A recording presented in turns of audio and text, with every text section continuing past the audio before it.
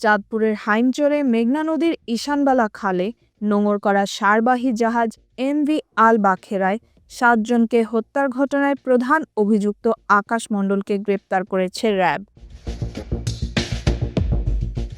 মঙ্গলবার রাতে র্যাব সদর দপ্তরের গোয়েন্দা শাখা র্যাব ১১ এবং র্যাব ৬-এর যৌথ অভিযানে বাগেরহাটের চিতলমারী থেকে তাকে গ্রেপ্তার করা হয়।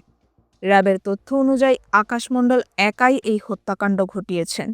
তিনি নিয়মিত বেতন এবং ছুটি না পাওয়ায় ক্ষুব্ধ হয়ে প্রথমে জাহাজের মাস্টার গোলাম কিবরিয়াকে খাবারের সঙ্গে ঘুমের ওষুধ মিশিয়ে হত্যা করেন।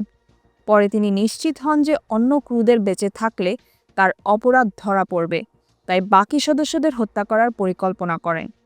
গুরুতর আহত সুকানি জুয়েল বাদে সবাই নিহত হন। র্যাব জানায়, হত্যাকাণ্ডের পর পালানোর সময় আকাশ নিহতদের ৫টি মোবাইল ফোন নিজের সঙ্গে নিয়ে যান। তথ্যপ্রযুক্তির সহায়তায় তার অবস্থান শনাক্ত করে অভিযান চালানো হয়। গ্রেপ্তারের সময় তার কাছ থেকে একটি রক্তমাখা জিন্স প্যান্ট, একটি গ্লাভস, ঘুমের ওষুধের খালি পাতা এবং ৭টি মোবাইল ফোন উদ্ধার করা হয়। গ্রেপ্তার আকাশ প্রথমে অপরাধের কথা অস্বীকার করলেও জিজ্ঞাসাবাদে হত্যার বিস্তারিত তথ্য স্বীকার করেন। র্যাবের উপ অধিনায়ক মেজর মোহাম্মদ সাকিব হোসেন জানান, আকাশের দেওয়া তথ্য বিভিন্নভাবে যাচাই করে সঠিক প্রমাণিত হয়েছে। তিনি বলেন, ঘুমের ওষুধ কোথা থেকে কিনেছেন, কোন পথে পালিয়েছেন সবকিছু নিশ্চিত করা হয়েছে।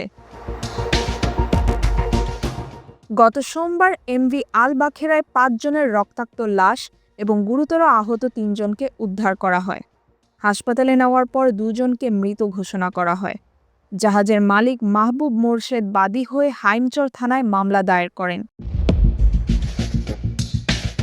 এই নৃশংস ঘটনায় চাঁদপুরের সাধারণ মানুষ এবং সংশ্লিষ্ট মহলে চরম উত্তেজনা সৃষ্টি হয়েছে। র্যাব জানিয়েছে, গ্রেপ্তারের পর তদন্তে নতুন তথ্য উঠে আসতে পারে। ঘটনাটি বাংলাদেশের সাম্প্রতিক সময়ের অন্যতম চাঞ্চল্যকর অপরাধ হিসেবে বিবেচিত হচ্ছে। তাহমিনা রহমান হাফসা, ঢাকা ওয়েস্ট।